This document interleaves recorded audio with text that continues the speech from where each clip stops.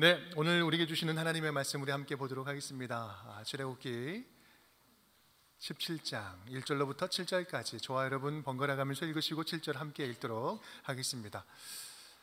이스라엘 자손의 온 회중이 여호와의 명령대로 신광야에서 떠나 그 노정대로 행하여 르비딤의 장막을 쳤으나 백성이 마실 물이 없는지라. 백성이 모세와 다투어 이르되 우리에게 물을 주어 마시게 하라. 모세가 그들에게 이르되 너희가 어찌하여 나와 다투느냐? 너희가 어찌하여 여호와를 시험하느냐? 거기서 백성이 목이 말라 물을 찾음에 그들이 모세에게 대하여 원망하여 이르되 당신이 어찌하여 우리를 애굽에서 인도해 내어서 우리와 우리 자녀와 우리 가축이 목말라 죽게 하느냐? 여호와께 부르짖어 이르되 내가 이 백성에게 어떻게 하리이까? 그들이 조금 있으면 내게 돌을 던지겠나이다. 여호와께서 모세에게 이르시되 백성 앞을 지나서 이스라엘 장로들을 데리고 나일강을 치던 네 지팡이를 손에 잡고 가라. 내가 호렙산에 있는 그 반석 위에 거기서 내 앞에 서리니 너는 그 반석을 치라. 그것에서 물이 나오리니 백성이 마시리라. 모세가 이스라엘 장로들의 목전에서 그대로 행하니라. 그가 그곳 이름을 마사 또는 무리바라 불렀으니 이는 이스라엘 자손이 다투었으며 또는 그들이 여호와를 시험하여 이르기를 여호와께서 우리 중에 계신가 안 계신가 하였음이더라. 아멘. 우리 함께 따라하겠습니다. 반석을 샘물되게 하는 공동체. 반석을 샘물되게 하는 공동체. 만나를 양식으로 먹기 시작한 이스라엘 백성들은 이제 르비딤이라는 곳에 장막을 치게 됩니다. 그런데 그곳은 척박한 돌과 바위뿐이었습니다. 아무리 둘러봐도 마실 물이 없으니 이스라엘 백성들은 또 원망을 쏟아내기 시작합니다. 출애굽 이후로 네 번째 반복되는 원망 사건입니다. 참고로 지금 어디쯤 가고 있는지 지도를 통해서 보면 라암셋에서 애굽에서 출발해서 쭉 내려와 시내산 보이시죠? 시내산 바로 옆에 보면 르비딤이라는 곳이 있습니다. 이제 시내산에서 율법을 받고 십계명을 받게 되는데 거의 다 이제 시내산에 도착한 거예요. 시내산 자락에 다다랐는데 물이 없었던 거죠. 그래서 또 원망을 하는데 그 내용을 좀 들여다보면 예전에는 나오지 않았던 단어들이 반복적으로 등장하는 것을 보게 됩니다. 2절 말씀 우리 함께 읽겠습니다. 백성이 모세와 다투어 이르되 우리에게 물을 주어 마시게 하라. 모세가 그들에게 이르되 너희가 어찌하여 나와 다투느냐? 너희가 어찌하여 여호와를 시험하느냐? 지금 어떤 말이 반복적으로 등장합니까? 다투다라는 단어가 등장을 하죠. 단순한 원망이 아니라 다툼이 있었다고 이야기를 합니다. 그리고 이 다툼은 곧 하나님을 시험하는 것이었다라고 설명을 해요. 7절은 이렇게 이야기합니다. 그들이 여호와를 시험하여 이르기를 여호와께서 우리 중에 계신가 안 계신가 하였음이더라. 단순한 원망을 넘어서 이제는 의심과 불신이 습관화된 모습으로 나타나고 있습니다. 이 먹고 사는 문제가 발생될 때마다 신이 있는 것 맞아? 하나님이 있는 것 맞아? 하나님이 있다면 왜 나에게 이런 시련이 있는 거야? 신이 우리를 사랑하기나 한 거야? 하나님 살아계시면 좀 뭔가 좀 또 해보세요. 이런 태도인 거죠. 이런 모습에는 하나님을 시험하는 태도가 가미되어 있습니다. 그래서 이곳 이름도 시험하다라는 의미의 마사 그리고 다투다라는 의미의 무리바라고 부르게 되었다라는 거예요. 문제의 핵심이 있다면 그것은 현실적으로 먹고 사는 문제가 발생되면 어김없이 하나님의 존재를 의심하는 이 불신 습관은 예나 지금이나 똑같다라는 게 문제예요. 우리는 모두가 별 문제 없을 때는요 하나님은 잘 믿습니다. 평안할 때는 하나님을 잘 믿는 것 같아요. 그런데 먹고 사는 문제에 빨간불이 딱 들어오면 믿음의 바닥이 드러나요. 경제적으로 힘들어지면 11조부터 깎아요. 조정해요. 내가 잘 되면 일이 풀리면 2배로 하겠습니다 라고 고백을 하죠. 관계 문제가 생기면 하나님께 묻기보다 어떻게 해야 될지 주님의 마음을 구하기보다 내 감정대로 해결하고자 해요. 그러니 복수의 복수가 반복되고 마음의 살인이 일어나는 것이죠. 평상시에는 괜찮아 보이던 우리 신앙, 평상시에는 괜찮아 보이는 그 사람, 인간성, 인간관계들 그런 관계들도 먹고 사는 문제의 한계 상황을 딱 만나면 감추어져 있던 그런 불신 습관, 우리 민낯이 다 드러난다라는 거죠. 중요한 것은 이러한 민낯이 드러나는 그때가 바로 우리가 신앙을 점검하고 회복해야 할 기회다라는 사실을 우리는 알아야 됩니다. 그리고 하나님은 그러한 한계 상황을 통해서 저와 여러분의 정체성을 다시 상기시켜 줍니다. 오늘 이스라엘 백성들에게처럼 말입니다. 오늘 이야기, 우리 반석에서 샘물이 솟아나서 이스라엘 백성들 60만 명이 목을 축이게 된 이 사건은 보시다시피 굉장히 독특한 소재의 강력한 이미지를 보여주는 사건입니다. 그런데 우리가 여기서 주목해야 할 것은 이 이야기에는요, 하나님께서 불쌍히 여겨주셔서 은혜를 베풀어 주신 그 은혜 이상의 메시지가 담겨 있다라는 말씀이에요. 이스라엘 공동체에게 주시는 이 신학적인 메시지를 우리가 찾아볼 수 있는데, 오늘은 세 가지 좀 구체적인 질문을 던지면서 그 숨은 의미를 좀 찾아보려고 합니다. 우리 운정교회 공동체에게 주시는 도전의 메시지를 함께 듣고 반응하는 우리 복된 말씀의 시간 되기를 간절히 축복합니다. 우리 첫 번째입니다. 우리 함께 따라하겠습니다. 왜 이스라엘 장로들을 부르셨을까? 왜 이스라엘 장로들을 부르셨을까? 우리 5절과 6절 우리 밑줄 친 부분만 우리 함께 읽어보겠습니다. 백성 앞을 지나서 이스라엘 장로들을 데리고 나일강을 치던 네 지팡이를 손에 잡고 가라. 모세가 이스라엘 장로들의 목전에서 그대로 행하니라. 아멘. 누구를 데리고요? 이스라엘 장로들을 데리고. 또 어디에서 기적을 베풉니까? 이스라엘 장로들의 목전에서 베풀었다라고 표현을 하고 있습니다. 이 반복되는 원망 패턴에 오늘 새롭게 등장하는 내용인데요, 이스라엘 장로들을 데려와라. 장로들 앞에서 기적을 베풉니다. 백성들의 원로인 장로들을 지금 이 이야기의 무대의 중심으로 끌어들이고 있는 거예요. 그렇다면 도대체 왜 그러셨을까? 왜 그러셨을까? 다른 데에서는 그렇게 하지 않았었는데 왜 그러셨을까? 여기에 담긴 의미가 이런 건 아니겠습니까? 연약하고 어린 백성들은 그렇다 치자. 그런데 너희는 지금 뭐 하고 있냐? 그런데 지금 너희는 뭐 하고 있냐?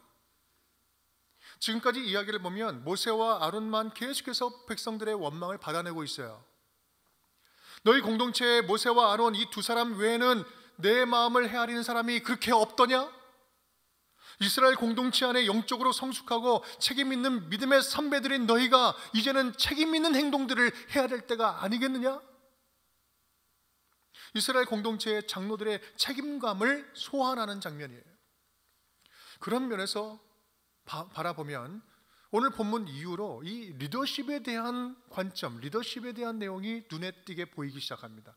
오늘 말씀 바로 다음 8절부터 이어지는 내용을 보면 이 아말렉과의 싸움 전투 장면을 이야기하는데, 여호수아는 우리 사람들과 함께 전장에 나가서 싸우고, 모세는 산 꼭대기에서 손을 뻗쳐 올리고, 아론과 훌은 그 모세의 손이 내려오지 않도록 옆에서 붙잡아주는 역할을 합니다. 그렇게 싸움을 하는 거죠. 각자 있는 자리에서 각자 역할들을 리더십들이 담당을 하면서 함께 싸우고 있는 거예요.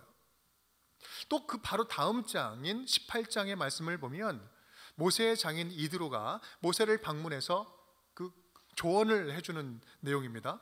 모세 혼자 모든 재판을 감당하는 이 힘겨운 장면을 보면서 천부장을 세워라, 백부장을 세워라, 십부장을 세워라. 그래서 그들에게 이러한 역할들을 잘 배분해서 나누어 주라라고 이야기를 합니다.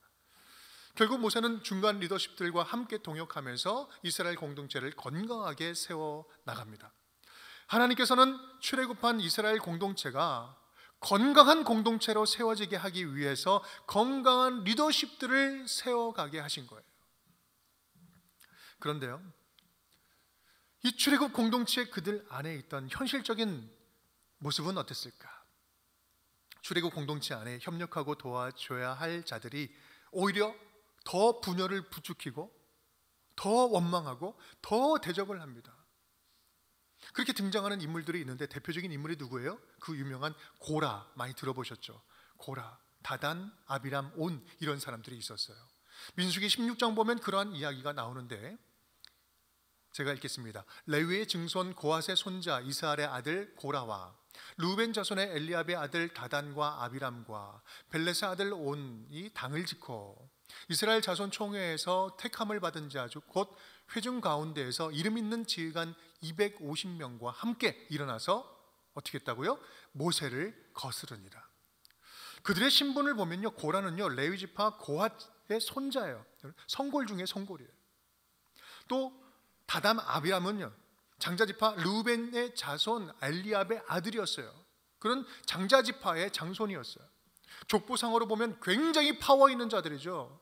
너희만 택함 받았고 너희만 부르심 받았냐? 우리도 파워 있다. 공동체 가운데 그 교만을 드러내고 있는 거예요. 그런데 더 충격적인 것은요, 이전의 말씀을 보면 그들과 함께하고 있는 자들이 있었는데 그는 총회에서 택함 받은 자들, 대표자들이라는 거예요. 그리고 이름 있는 지휘관 250명이 함께 반역을 하고 있습니다. 여러분 좀 느낌이 오십니까? 대다수의 리더들, 제일 힘을 합해줘야 할 리더들이 서로 당을 짓고 모세와 아론을 대적하고 있는 거예요. 얼마나 힘들었을까? 모세와 함께 공동체를 잘 섬겨도 모자랄 판에 사람들을 모아서 하나님이 세우신 종을 대적한다? 그것도 책임 있는 리더들이, 형제 중 적자인 혈통들이, 공동체의 어른들이. 오늘 본문은요 그런 의미에서 이스라엘 장로들을 불러다가 똑똑히 교육시키는 장면이에요. 너희가 속한 이스라엘 백성들의 원망은 너희들 책임이다. 공동체 리더들아, 너희 믿음 먼저 똑바로 세워라. 여러분 분명히 기억할 수 있기를 바랍니다. 반석에서 샘물이 흘러 넘친 기적은 백성들의 이 반복되는 원망에 단순히 우쭈쭈 해주시는 하나님의 은혜 정도의 처방전으로 생각하면 안 됩니다. 그런 것이 아니었어요. 마음이 돌처럼 딱딱하고 단단해져 있는 장로들, 뒷짐지고 있는 리더십들을 향한 경고였어요. 모든 책임을 모세에게만 돌리고 자신은 쏙 빠져나와서 똑같이 불평하고 있는 책임감 없는 리더들, 장로들에게 잠자는 책임감을 일깨우는 도전이었던 거예요. 너희는 지금 뭐 하고 있냐? 지금 너희가 그거 할 때냐? 그럴 때냐? 정신 똑바로 차려라. 여러분, 오늘 반석 샘물의 기적을 가장 가까이에서 목도한 자들은 바로 이스라엘 장로들이었어요. 누구보다 가장 가까운 자리에서 놀라운 기적을 보게 하신다는 것은 그만큼 공동체를 건강하게 만들 책임이 너희에게 있다라고 말씀하여 주시는 겁니다. 한량없는 은혜를 경험한 우리도 마찬가지 아닙니까? 기적과 같은 은혜, 놀라운 축복, 여러분 우리 받지 않았어요? 우리가 하나님의 크신 은혜를 받았다는 것은요 동시에 우리에게도 거룩한 책임이 주어졌다라는 말씀이에요. 우리 모두는 주님의 몸된 교회, 이 교회 공동체를 건강하게 세우는 일에 함께 부름받은 자녀들입니다. 혹 여러분이 교회 리더로 부름받은 자들이라면 원망하는 자리가 아니라, 불평하는 자리가 아니라, 분열을 더 키우는 자리가 아니라 더욱더 책임 있게 교회를 세우는 리더들이 될 수 있기를 간절히 축복합니다. 여러분, 공동체를 건강하게 세우는 일은 목사 장로들만의 일이 아니잖아요. 각자 보내받은 자리에서 교회를 생명처럼 아끼며 함께 세우도록 부름받은 우리의 모두의 몫이 아니겠습니까? 우리 모두가 너나 할 것 없이 운정교회를, 우리 운정 공동체를 더욱더 아끼고 사랑하면서 공동체를 통해 부어주시는 은혜를 함께 누리면서 함께 세워가는 이 책임감 있는 성도들이 다 될 수 있기를 주님의 이름으로 축복합니다. 두 번째입니다. 함께 따라하겠습니다. 왜 지팡이로 치라 하셨을까? 왜 지팡이로 치라 하셨을까? 그렇다면 왜 지팡이로 치라 하셨을까? 하나님은 이례적으로 구체적인 방법 또 하나를 말씀해 주셨어요. 우리 5절 말씀 함께 읽겠습니다. 여호와께서 모세에게 이르시되 백성 앞을 지나서 이스라엘 장로들을 데리고 나일강을 치던 내 지팡이를 손에 잡고 가라. 나일강을 치던 내 지팡이를 잡고 가라. 지팡이는 지팡이인데 나일강을 치던 지팡이래요. 일반적인 의미는 어렵지 않습니다. 얼마 전에 우리가 모두가 함께 경험한 그 하나님의 능력, 하나님의 기적, 그 은혜의 hin적을 기억해라. 그 하나님께서 또 새로운 일들을 행하실 것이다. 그런데 지팡이를 들어서 반석을 치게 하신 이 명령에 또 다른 의미는 없을까요? 모세 지팡이가 나온 첫 장면을 여러분 기억하십니까? 출애굽기 4장 말씀을 보면 등장을 해요. 제가 읽겠습니다. 모세가 그의 아내와 아들들을 나귀에 태우고 애굽으로 돌아가는데 모세가 하나님의 지팡이를 손에 잡았더라. 하나님께 소명을 받았습니다. 그리고 이제 애굽으로 다시 돌아가는 그 장면이에요. 애굽으로 돌아가라는 하나님의 사명을 받고 모세는 하나님의 지팡이가 영어로 스텝이잖아요. 스텝. 지팡이를 잡습니다. 이 표현은요, 모세가 하나님의 스텝, 하나님의 지팡이가 되었다라는 말을 하고 있는 겁니다. 즉 모세가 지팡이를 잡은 것처럼 하나님이 모세를 지팡이처럼 잡고 이제 쓰시겠다라는 말씀이에요. 즉 그 지팡이가 오늘 다시 지금 등장하고 있습니다. 그리고 그 지팡이의 의미도 연결되고 있어요. 즉 지팡이를 통해서 반석에서 샘물이 넘쳐 흐르게 한 것처럼 내가 너희를 통해서 광야와 같은 세상에서 샘물 나게 하는 거룩한 도구가 되게 할 것이다 라는 말씀이에요. 내가 너를 지팡이로 삼겠다라는 말씀이에요. 이스라엘 백성들에게. 아무런 소망도 없고 영적으로 목말라 죽어가는 광야 같은 이 세상에 반석을 명하여 샘물나게 하는 이 놀라운 일들, 이 놀라운 기적과 같은 일들 누구를 통해서? 하나님의 자녀를 통해서, 나의 자녀들 너희를 통해서 이루겠다라고 하는 이런 강한 의지가 담겨져 있는 장면이라는 말씀이에요. 이스라엘 백성들이여, 너희는 내게 지팡이와 같은 존재들이다. 이스라엘아, 너희는 지팡이와 같은 존재들이다. 나는 내 백성들을 너희를 통해서 광야와 같은 세상 한가운데 생수의 강이 흘러가게 하겠다라는 거죠. 여러분, 바로 이것이 애굽에서 종살이 하던 이스라엘 백성들, 당신의 백성들을 끄집어내어서 구출하신 하나님의 목적 아닙니까? 이 세상에 하나님을 증거하는 도구로 삼기 위해서요. 오늘 본문은 지팡이에 담긴 모세의 소명을 다시 상기시키면서 이스라엘 공동체를 통해서 일하실 하나님의 구원의 계획을 보여주고 있는 장면입니다. 그런 점에서 오늘 본문과 함께 꼭 짚고 넘어가야 할 본문이 또 하나가 있습니다. 그것은 바로 민수기 20장 말씀인데, 그 민수기 20장 말씀을 보면 오늘 이야기와 거의 흡사한 이야기가 똑같이 등장을 합니다. 민수기 말씀, 우리 노란 부분만 우리 함께 읽어볼까요? 한 4번 정도 읽을 텐데 함께 읽겠습니다. 그들의 목전에서 너희는 반석에게 명령하여 물을 내라 하라. 모세가 그들에게 이르되, 반역한 너희여 들으라. 우리가 너희를 위하여 이 반석에서 물을 내랴. 모세가 그의 손을 들어 그의 지팡이로 반석을 두 번 치니 여호와께서 모세와 아론에게 이르시되, 너희가 나를 믿지 아니하고 이스라엘 자손의 목전에서 내 거룩함을 나타내지 아니한 거로. 그 뒤에는 제가 읽겠습니다. 너희는 이 회중을 내가 그들에게 준 땅으로 인도하여 드리지 못하리라 하시니라. 무슨 장면이에요? 유명한 장면이죠. 동일하게 장소는 달라요. 가데스라는 곳이었습니다. 지금 있는 곳은 신광야의 르비딤이고, 이 가데스라는 곳은 좀 더 올라간 지역이에요. 거기서 정탐꾼을 보내죠. 가데스. 그것은 진광야에 있는 가데스입니다. 물이 없어서 백성들이 또 원망을 합니다. 38년이 지났는데도 동일하게 지금 반복하고 있는 거예요. 그런데 그 베푸신 그 기적은 거의 흡사해요. 그런데 중간에 문제가 생깁니다. 지팡이를 다룸에 있어서 심각한 오류가 발생됩니다. 반석에게 명령하여 이 반석에서 물을 내게 하라. 반석에게 명령하라고 했는데 모세는 우리가 너희를 위하여 물을 내려 하고 지팡이를 들어서 반석을 탕탕 칩니다. 2번 쳤다라고 기억하고 있어요. 하나님이 똑똑히 지금 그 모습을 보고 있다는 거예요. 여러분, 이것은 지팡이인 모세가 지금 월권하고 있는 겁니다. 하나님의 도구인 모세가 하나님의 거룩함을 가리고 자신을 더 드러내는 은밀한 마음이 있었던 거예요. 하나님은 모세의 그 교만을, 그 마음을 그냥 넘어갈 수가 없었습니다. 그 일로 모세는 장차 가나안에 들어가지 못할 거라는 청천벽력 같은 징계를 받습니다. 여러분, 지팡이는요, 주인의 손에 붙잡혀서 순종의 도구로 쓰임 받을 때야 능력의 도구이지, 주인 손을 떠나서 자기 멋대로 사용되면 그것은 막대기에 불과한 거예요. 목사도 마찬가지입니다. 목사도 하나님의 말씀을 전하고 하나님의 교회를 온전히 세우는 그 일에 헌신하는데 그럴 때 목사지, 정치한다고 돌아다니는 거 그건 목사 아닙니다.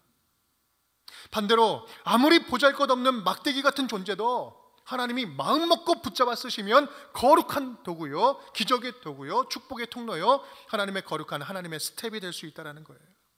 여러분, 바로 이것이 오늘 스쳐 지나가듯이 등장하는 이 지팡이에 담겨져 있는 메시지인 거예요.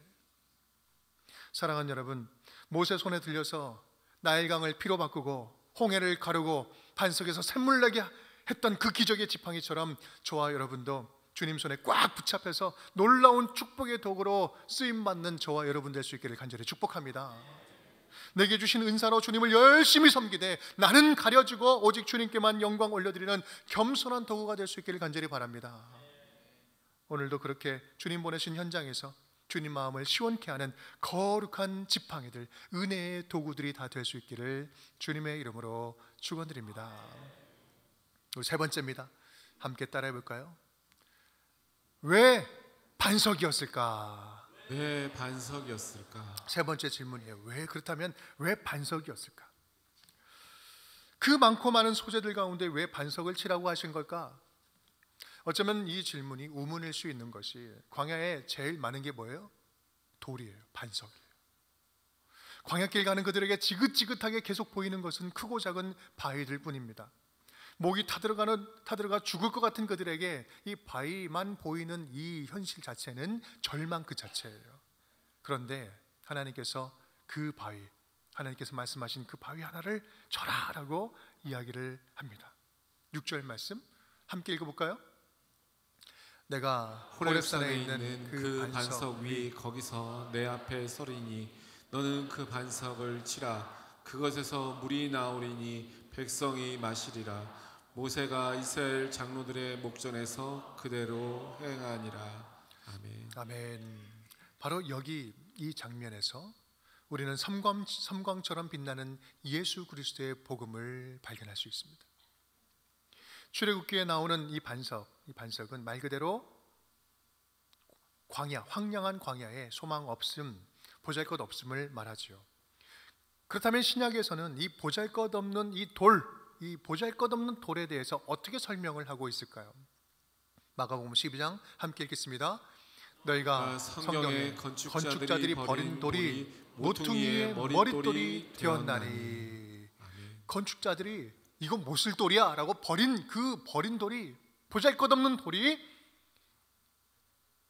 모퉁이 돌이 되었다, 모퉁이의 머릿돌이 되었다, 기초돌이 되었다는, 가장 중요한 돌이 되었다라는 거예요.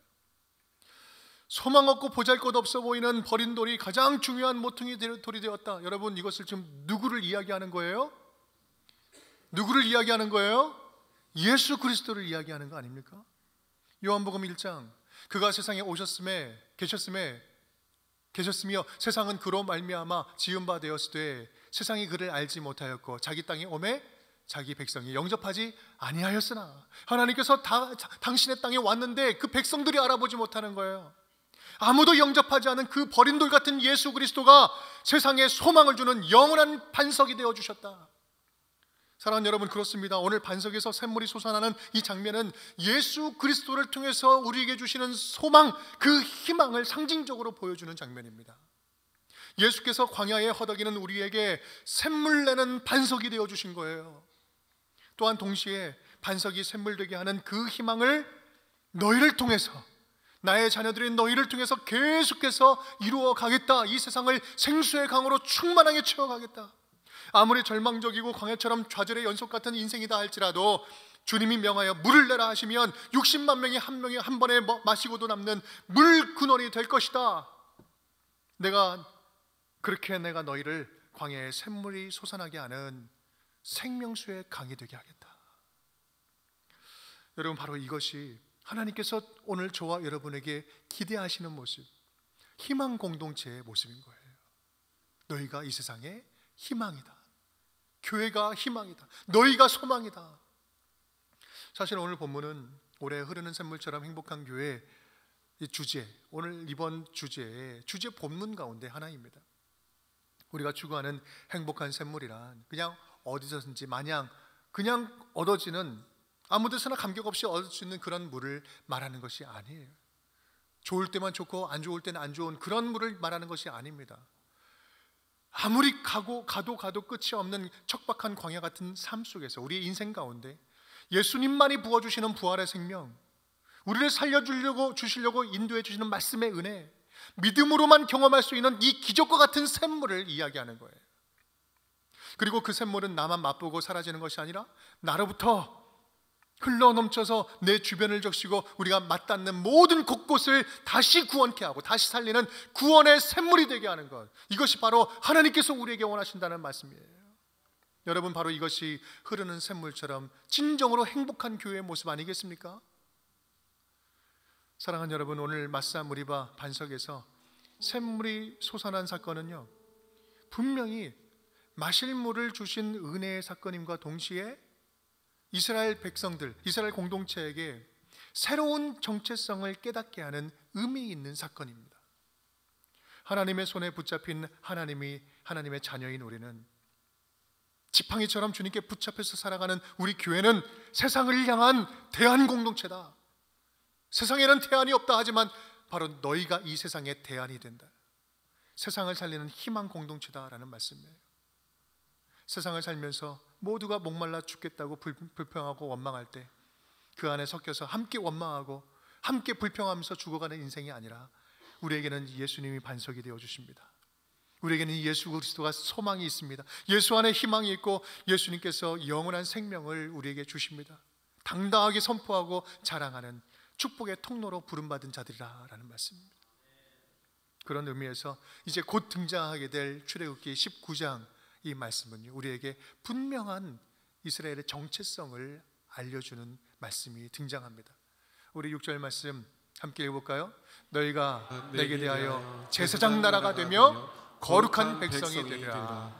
너는 이 말을 이스라엘 자손에게 전할지니라. 아멘. 너희는 제사장 나라가 되고 거룩한 백성이 될 것이다. 제사장 나라는 뭐예요? 하나님과 이 땅을, 사람들을 이어주는 역할이라는 거예요. 하나님의 소망을 나눠주고 통로의 역할이 된다는 말씀이에요. 이것을 온전히 완성하는 신약의 말씀은 베드로전서 2장 9절 말씀, 우리 함께 읽겠습니다. 그러나 너희는 택하신 족속이요 왕같은 제사장들이요 거룩한 나라요 그의 소유가 된 백성이니 이는 너희를 어두운 데서 불러내어 그의 귀한 빛에 들어가게 하신 이의 아름다운 덕을 선포하게 하려 하심이라. 아멘, 아멘, 아멘. 너희는 나와 세상을 이어주는 이 세상을 살리는 희망이다, 소망이다. 사랑하는 여러분, 우리 운정교회 공동체, 저와 여러분, 우리 운정교회 공동체 때문에 희망을 회복하시는 분들이 많아졌으면 좋겠어요. 사회 소망을 잃어버린 분들이 우리 운정교회를 만나서, 하나님의 온전한 교회를 만나서 다시 소망을 찾았으면 좋겠어요. 주님의 자녀들인 저와 여러분을 통해서 운정교회 성도들을 만나서 영적으로 눌린 자들이, 영적으로 메마른 자들이 영적인 생기를 다시 회복할 수 있었으면 너무나 좋겠습니다. 그런 선한 일에 쓰임받는 저와 여러분이 되었으면 좋겠습니다. 오늘은요 16명의 비전 트립 팀이 출국합니다. 11명의 중고등부 아이들 그리고 5명의 교사와 교육자들이 캄보디아로 비전 트립을 가게 됩니다. 16명이 가는데요, 그 다른 우리 성도님들, 저와 여러분은 몸은 한국에 있지만 동일하게 기도로 함께 떠나는 선교 여행입니다. 비전 트립입니다. 단기 선교입니다. 모두가 다 함께 선교하는 거예요. 이번 비전 트립을 통해서 샘물 같은 은혜가 우리 캄보디아로 흘러넘치는 복된 기회가 되기를 간절히 기대합니다. 그것을 위해서 여러분, 이번 한 주간은 숙제를 드립니다. 모든 성도님들 적어도 오늘 출발해서 토요일에 도착을 하는데 그들의 안전과 성령의 충만함과 복음의 놀라운 확장과 샘물처럼 흘러넘치는 그런 일들의 역사가 일어날 수 있도록 여러분 꼭 기억해 주시고 기도해 주시기를 간절히 바랍니다. 또한 우리 교회와 연결된 선교사님들이 있습니다. 이집트, 우간다, 캄보디아, 네팔, 태국, 연변, GBT 본부, 오키나와, 광탄의 생명나무 글로벌 센터, 우리와 연결된 그 선교사님들이 샘물 같은 우리 교회를 통해서 힘과 위로를 좀 얻었으면 좋겠어요. 그냥 멀리 떨어져 있어서 때가 되면 어느 정도의 선교 헌금을 보내는 그 정도가 아니라 늘 살아있는 영성으로 함께 기도하고 주님께서 어떤 일을 행하시는지 함께 관심을 가지고 기도할 때, 격려하고 나아갈 때 그곳에서 힘이 넘치고 위로가 넘치고 주님의 사역이 확장되게 될 줄 믿습니다. 또한 북한의 반석교회 16명의 성도님들과 우리 신우주 인근에 있는 4개의 지하교회 72명의 성도들이 숨어서 지금도 하나님의 자녀로 예배하고 있습니다. 그리고 목숨 걸고 사역하고 있는 북한 선교회 리더들이 있습니다. 우리 그분들이 우리의 작은 섬김과 기도를 통해서 조금이라도 위로받고 소망을 잃어버리지 아니하고 더욱더 힘을 낼 수 있었으면 좋겠습니다. 우리가 할 수 있는 건 많이 없지만, 멀리 떨어져 있지만 지금도 일하시는 성령 하나님께 간절히 붙잡고 기도할 때 샘물 같은 우리 교회의 그 은혜가 그것으로 흘러넘치게 될 줄 믿습니다. 여러분, 이것이 샘물처럼 흐르는 교회의 성도들이 구하는 마땅한 기도 제목들 아니겠습니까? 우리 운정교회가 그렇게 반석에서 흐르는 기적과 같은 샘물로 충만한, 그래서 흘려보내기에 아까워하지 않는 우리 아름다운 주의 교회가 될 수 있기를 주님의 이름으로 축복합니다.